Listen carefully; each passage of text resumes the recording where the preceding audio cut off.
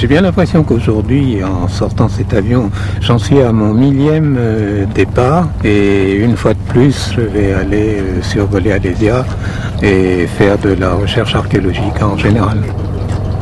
Alésia, c'est mon site préféré. J'ai commencé à travailler là-dessus. J'ai passé vraiment des milliers de photographies.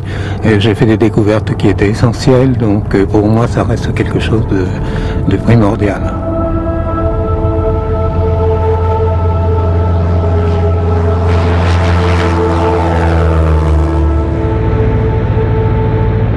Depuis plus de 40 ans, René Gauguin a mis son goût de l'aviation au service de l'histoire.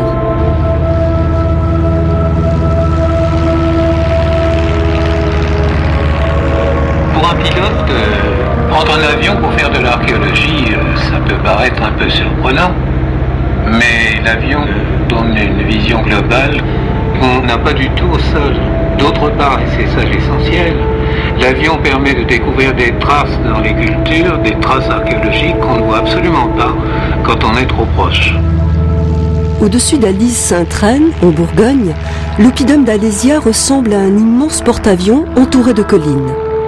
C'est ici qu'en 52 avant Jésus-Christ étaient réfugiés Vercingétorix et son armée. On se trouve à la verticale des lignes de César, dans la plaine de Grigny, et je vais survoler la partie ouest des fortifications.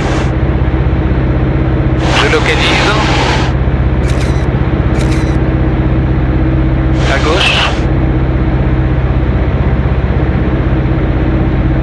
Alors l'emplacement du camp C de cet endroit-là, on le voit très bien.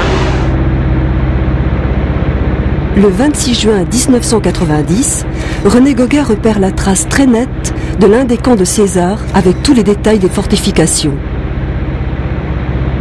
En une demi-heure, j'ai mitraillé vraiment tout ce qui correspondait à l'un des camps principaux de Rome, ce qu'on appelle le camp C sur la montagne de Bussy, et qui était extrêmement visible dans un champ de blé ce jour-là. Ça a été vraiment une grande surprise et sans doute la plus grande découverte que j'ai faite sur Alésia, avec les camps de César, les lignes de circonvallation et tous les détails qu'on n'avait jamais vus jusqu'à maintenant. En découvrant la trace de cette porte dans les lignes de fortification, René Gauguin a tout de suite imaginé les tentes des légionnaires de César et la dernière bataille qui a opposé dans la plaine près de 200 000 hommes. Cet épisode annonçait la fin de la guerre des Gaules.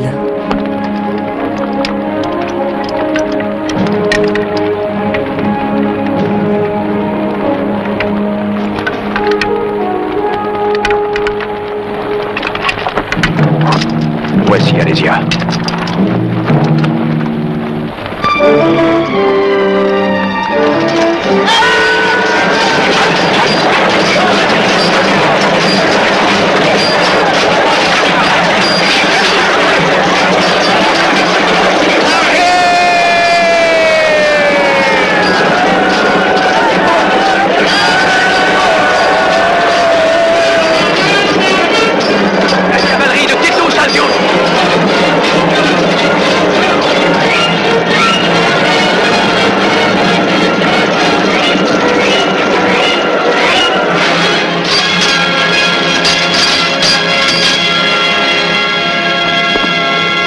Le jour de ton triomphe, César.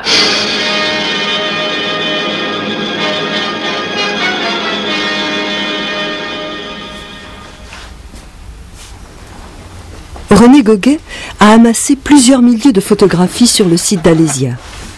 Après chaque vol, le travail d'interprétation commence. L'archéologue examine chaque cliché pour faire parler les traces. Au fond, c'est tout à fait une chasse, j'appelle ça une chasse photographique, c'est-à-dire un strafing, comme les chasseurs le faisaient pendant la Deuxième Guerre mondiale, d'aller non pas au hasard, mais de balayer des surfaces très étendues, et quand on repère un objectif ici, ce sont des traces d'origine archéologique, et bien, non pas les mitrailler, mais les photographier.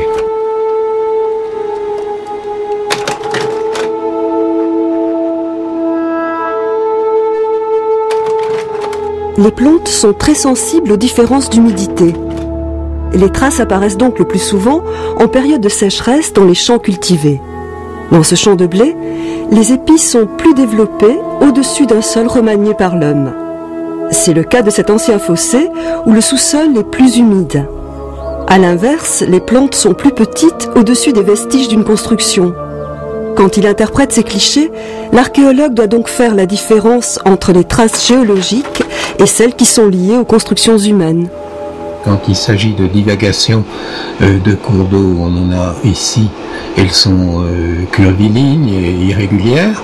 Par contre, les traces laissées par l'homme, même il y a 3000 ou 4000 ans, sont toujours parfaitement géométriques. Ce sont des lignes rectilignes, ce sont des carrés, ce sont des cercles.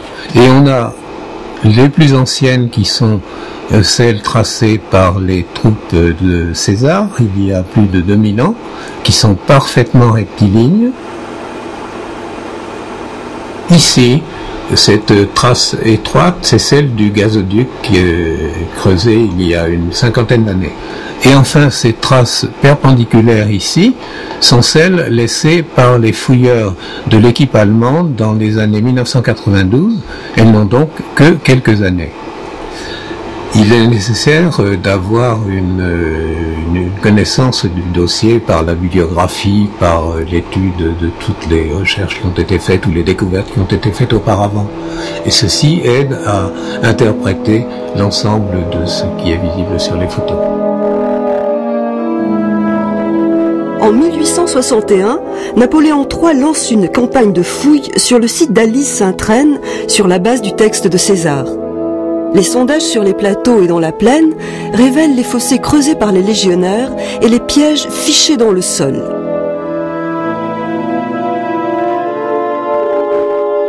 Les clous de chaussures retrouvés témoignent d'une grande concentration d'hommes.